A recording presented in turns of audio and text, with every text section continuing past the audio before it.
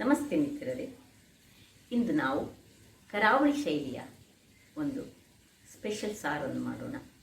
ಇದನ್ನು ಹೆಚ್ಚಾಗಿ ಕರಾವಳಿ ದೇವಸ್ಥಾನಗಳಲ್ಲಿ ಮಾಡ್ತಾರೆ. ತೊಗರಿಬೇಳೆಯಿಂದ ತಯಾರಿಸಿದಂತಹ ಈ ಸಾರು ತೋವೆ ಅಲ್ಲ, ಇದೊಂದು ಡಿಫ್ರೆಂಟ್ ಟೈಪ್ ಆಫ್ ಸಾರು. ಈ ಮಳೆಗಾಲಕ್ಕೆ ಹೇಳಿ ಮಾಡಿಸಿದಂಥದ್ದು.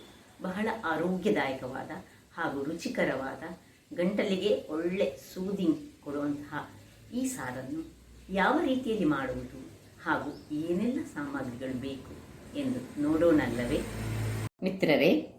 ಇವತ್ತು ನಾವು ಕರಾವಳಿ ಶೈಲಿಯ ದೇವಸ್ಥಾನಗಳಲ್ಲಿ ಈ ಭಟ್ರನವರಂತೂ ಮಾಡುವಂತಹ ಒಂದು ಸ್ಪೆಷಲ್ ಆದ ತೊಗರಿಬೇಳೆಯಿಂದ ಮಾಡುವಂತಹ ಒಂದು ಸಾರು. ಅಂದರೆ ಇದು ತೋವೆ ಅಂತ ಹೇಳಲಿಕ್ಕೆ ಆಗೋದಿಲ್ವಾ, ಇದು ಒಂದು ಸ್ಪೆಷಲ್ ಟೈಪ್ನ ಸಾರು. ಈ ಮಳೆಗಾಲಕ್ಕೆ ಈ ಗಂಟಲಿಗೆಲ್ಲ ಒಳ್ಳೆ ಸೂದಿಂಗ್ ಕೊಡುವಂತಹ ಈ ಸಾರಿಗೆ ಬೇಕಾದ ಸಾಮಗ್ರಿಗಳು ನೋಡಿ. ನಾನು ಒಂದು 100 ಗ್ರಾಮ್ಸಿನಷ್ಟು ಈ ತೊಗರಿಬೇಳೆಯನ್ನು ಚೆನ್ನಾಗಿ ತೊಳೆದು ನೋಡಿ ನೀರಿನಲ್ಲಿ ಹಾಕಿಟ್ಕೊಂಡಿದ್ದೇನೆ. ಒಂದು 10-15 ನಿಮಿಷ ನೀರಿನಲ್ಲಿ ಹಾಕಿಟ್ರೆ ಅದು ಒಳ್ಳೆ ನೆನೀತದೆ. ಆಮೇಲೆ ನೋಡಿ, ನಾನು ಒಂದು ಗಡಿಯಷ್ಟು, ಅಂದರೆ ಒಂದು ತೆಂಗಿನಕಾಯಿ, ಅರ್ಧ ತೆಂಗಿನಕಾಯಿ, ಒಂದು ಸಾಧಾರಣ ತೆಂಗಿನಕಾಯಿದು ಅದರದ್ದು ತೆಂಗಿನ ಹಾಲು ಮಾಡಿಟ್ಟುಕೊಂಡಿದ್ದೇನೆ. ಒಂದು ಚಮಚಗಳಷ್ಟು ಕರಿಮೆಣಸು, ಒಂದು ಚಮಚ ಜೀರಿಗೆ, ಸ್ವಲ್ಪ ಹಿಂಗು. ನಿಮಗೆ ಗೊತ್ತುಂಟು, ಈ ತೊಗರಿಬೇಳೆ ಹೇಳಿದ್ರೆ ಹಿಂಗು ಅಗತ್ಯವೇ ಉಂಟು. ಈ ಕೊತ್ತಂಬರಿ ಸೊಪ್ಪನ್ನು ಚಾಪ್ ಮಾಡಿಟ್ಕೊಂಡಿದ್ದೇನೆ, ಸಣ್ಣ ಸಣ್ಣದಾಗಿ ಹೆಚ್ಚಿಟ್ಕೊಂಡಿದ್ದೇನೆ. ಹಾಗೆ ಸಣ್ಣ ಸಣ್ಣದಾಗಿ ಹೆಚ್ಚಿಟ್ಕೊಂಡಂತಹ ಜಿಂಜರ್, ಶುಂಠಿ ಒಂದು ಅರ್ಧ ಇಂಚಿನಷ್ಟು, ಒಂದು ಮೆಣಸು ಸ್ಲಿಟ್ ಮಾಡಿಟ್ಟುಕೊಂಡಿದ್ದೇನೆ, ಒಂದು ಇಡೀ ಲಿಂಬೆಹಣ್ಣು ಬೇಕು ಇದಕ್ಕೆ, ಮತ್ತು ಕರಿಬೇವಿನ ಸೊಪ್ಪು. ಹಾಗಾದರೆ ಮೊದಲಿಗೆ ನಾವು ಒಂದು ಕುಕ್ಕರನ್ನು ತೆಗೆದುಕೊಂಡು ಇದರಲ್ಲಿ ಈ ನೆನೆಸಿಟ್ಟಂತಹ ತೊಗರಿಬೇಳೆಯನ್ನು ಹಾಕೊಳ್ಳೋಣ.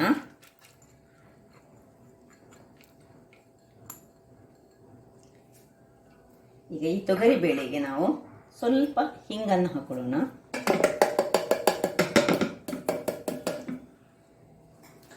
ಮತ್ತು ಈ ಒಂದು ಸ್ಲಿಟ್ ಮಾಡಿದಂತಹ ಮೆಣಸನ್ನು ನಾನು ಹಾಕ್ಕೊಳ್ತಿದ್ದೇನೆ. ಇದಕ್ಕೆ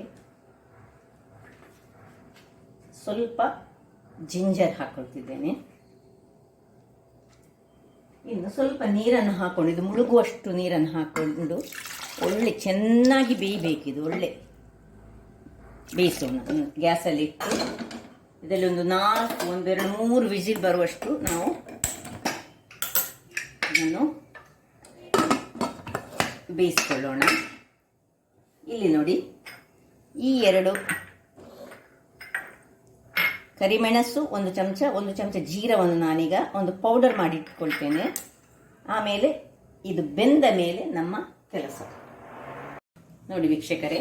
ಇದು 2-3 ವಿಸಿಲ್ ಆದ ಮೇಲೆ ನಾನು ತೆಗೆದು ಈಗ ತಣ್ಣಗಾಗಿದೆ ನೋಡಿ. ಒಳ್ಳೆ ಇದನ್ನು ಸ್ಮ್ಯಾಶ್ ಮಾಡಿಕೊಳ್ಬೇಕು. ಬೇಕಿದ್ದರೆ ನಿಮಗೆ ಇದನ್ನು ಮಿಕ್ಸಿಗೆ ಹಾಕಿಸಿ ಇದನ್ನು ಚೆನ್ನಾಗಿ ಮಾಡ್ಕೊಳ್ಬೋದು ನೋಡಿ.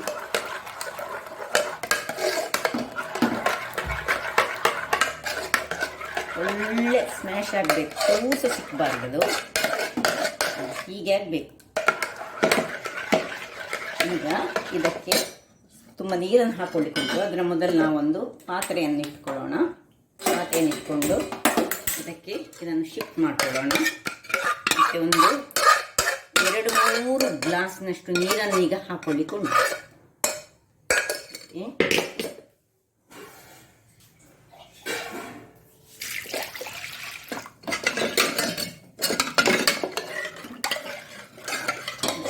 ಒಳ್ಳೆ ನೀರು ಹಾಕಿ ಇದನ್ನು ಒಳ್ಳೆ ನೀರು ಮಾಡಿಕೊಳ್ಳೋಣ. ಇನ್ನೂ ಸ್ವಲ್ಪ ನೀರು ಬೇಕು. ಒಳ್ಳೆ ನೀರು ಸಾರಿದು ಒಳ್ಳೆ ನೋಡಿ, ಇದರಲ್ಲಿರುವ ಎಲ್ಲ ಅಂಶಗಳನ್ನು ಇದಕ್ಕೆ ಹಾಕೋಣ. ಈಗ ಇದಕ್ಕೆ ಉಪ್ಪನ್ನು ಹಾಕೋಣ. ರುಚಿಗೆ ತಕ್ಕಷ್ಟು ಉಪ್ಪು.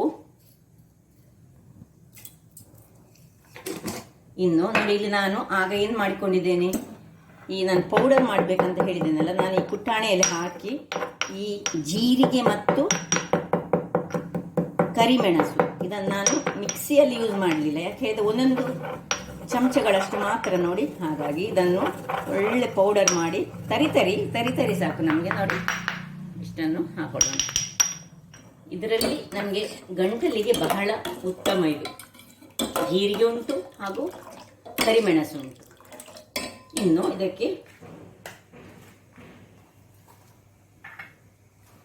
ಈ ಸ್ವಲ್ಪ ಕೊತ್ತಂಬರಿ ಸೊಪ್ಪು, ಸ್ವಲ್ಪ ಕರಿಬೇವಿನ ಸೊಪ್ಪನ್ನು ಸಹ ಸ್ವಲ್ಪ ಹೀಗೆ ಕಟ್ ಮಾಡ್ಕೊಂಡು ಹಾಕೊಳ್ಳೋಣ. ಇಲ್ಲಿ ಸಹ ಬೇಕಿದ್ರೆ ಸ್ವಲ್ಪ ಹಿಂಗನ್ನು ಹಾಕೊಳ್ಬೋದು ನಾವು.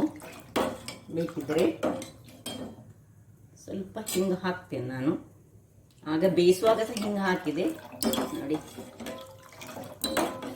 ಇಷ್ಟ ಆಗುವಾಗ ಇನ್ನು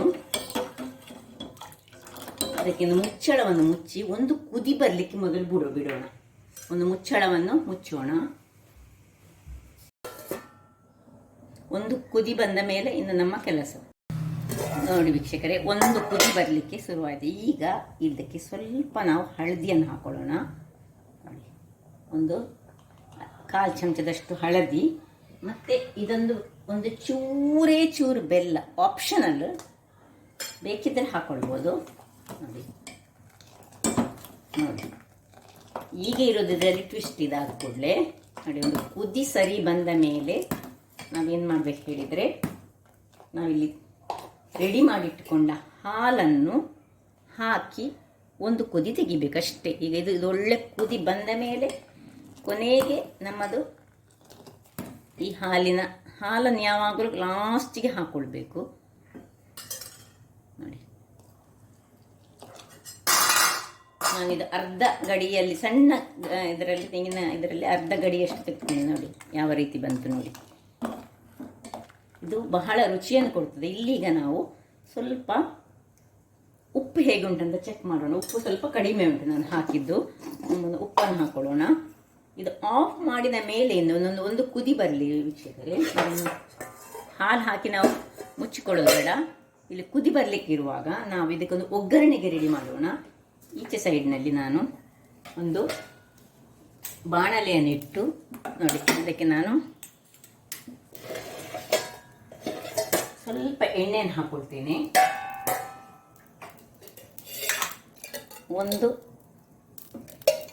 ಸ್ವಲ್ಪ ಸಾಕು ಎಣ್ಣೆ, ಹೆಚ್ಚು ಬೇಡ.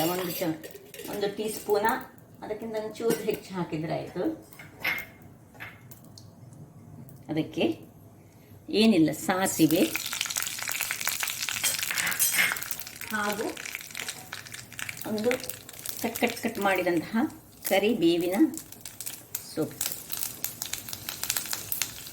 ಮತ್ತು ಚೂರು ಹಿಂಗು. ಇದು ಸಹ ಆಪ್ಷನಲ್, ಇಲ್ಲಿ ಬೇಕಿದ್ರೆ ಹಾಕ್ಬೋದು. ಎಲ್ಲಿ ನಿಮಗೆ ಹಿಂಗು ಹೆಚ್ಚಾಗುತ್ತೆ ಸ್ವಲ್ಪ ಹಾಕ್ಕೊಳ್ಳೋದು ನಾವು. ಆಯ್ತು ನೋಡಿ, ಇದು ಒಡೆಯುವಾಗ ಇದನ್ನು ಆಫ್ ಮಾಡ್ಕೊಳ್ಳೋಣ. ಆಫ್ ಮಾಡಿಕೊಂಡು ಇದನ್ನು ಇದಕ್ಕೆ ಶಿಫ್ಟ್ ಮಾಡಿ ನೋಡಿ. ಕುದಿಸ ಬರ್ತಾ ಉಂಟು. ಒಂದೇ ಒಂದು ಕುದಿ ಹೇಳಿದೆಲ್ಲ ನಾನು. ನೋಡಿ, ಕುದಿಸ ಬರ್ತಾ ಉಂಟು. ಈಗ ಇದನ್ನು ಆಫ್ ಮಾಡಿದ ಮೇಲೆ ನಾವು ಒಂದು ಇಡೀ ಲಿಂಬೆ ಹುಳಿಯನ್ನು ಈಗ ಹಿಂಡಬೇಕಿದು. ಆಫ್ ಆಗಬೇಕು ನೋಡಿ. ಕುದಿ ಬಂತು, ಸಾಕು.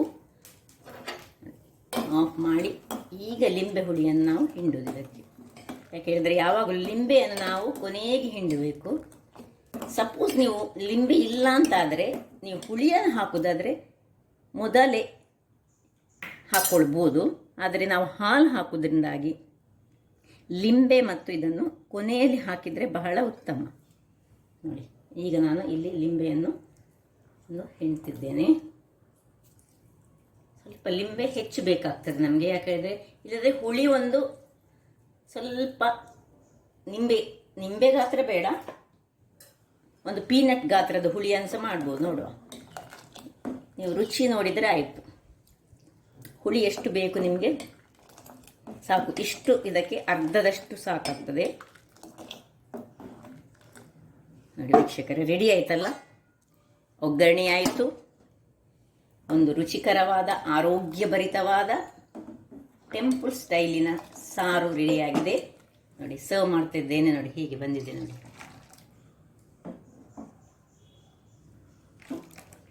ಬಹಳ ರುಚಿಕರವಾಗಿರ್ತದೆ ಮತ್ತು ದೇಹಕ್ಕೆ ಬಹಳ ಉತ್ತಮ. ಉತ್ತಮ ಸಹ. ಇದರೊಟ್ಟಿಗೆ ಒಂದು ಪಲ್ಯ ಇದ್ದರೆ ಸಾಕು, ಅಥವಾ ಖಾಲಿ ಇದರೊಟ್ಟಿಗೆ ಒಂದು ಉಪ್ಪಿನಕಾಯಿ ಮತ್ತು ಮೊಸರು ಇದ್ದರೂ ಸಾಕು. ಊಟ ಬಹಳ ಚೆನ್ನಾಗಿ ಸೇರ್ತದೆ ನಮಗೆ. ಅದು ಸಹ ಈ ಮಳೆಗಾಲದಲ್ಲಿ ಈ ಸಾರು ಹೇಳಿ ಮಾಡಿಸಿದಂಥದ್ದು. ಹಾಗಾದರೆ ನೋಡಿದ್ರಲ್ಲ ವೀಕ್ಷಕರೇ, ನೋಡಿ ಈಗ ಇದರ ಮೇಲೆ ಬೇಕಿದ್ರೆ ನಾವು ಸ್ವಲ್ಪ ಕೊತ್ತಂಬರಿ ಸೊಪ್ಪನ್ನು ಸಹ ಉದುರಿಸ್ಕೊಳ್ಬೋದು. ಅದು ಸಹ ಚೆನ್ನಾಗಿರ್ತದೆ. ಬೇಕಿದ್ದರೆ ಮಾತ್ರ ಇದ್ದರೆ ಹಾಕ್ಕೊಳ್ಬೋದು. ನೋಡಿ ಏನು ಚೆನ್ನಾಗಿ ಬಂದಿದೆ ನೋಡಿ. ಹಾಗಾದರೆ ನನ್ನ ಈ ಕುಕಿಂಗ್ ಚಾನಲ್ ನಿಮಗೆ ಇಷ್ಟ ಆದರೆ ಬೋಳೂರು ಸುವರ್ಣ ಚಾನಲನ್ನು ಲೈಕ್ ಮಾಡಿ, ಶೇರ್ ಮಾಡಿ ಹಾಗೂ ಸಬ್ಸ್ಕ್ರೈಬ್ ಮಾಡಿ. ಹಾಗೂ ನನ್ನ ಇನ್ಸ್ಟಾಗ್ರಾಮ್ ಪೇಜನ್ನು ಫಾಲೋ ಮಾಡಿ. ಧನ್ಯವಾದಗಳು.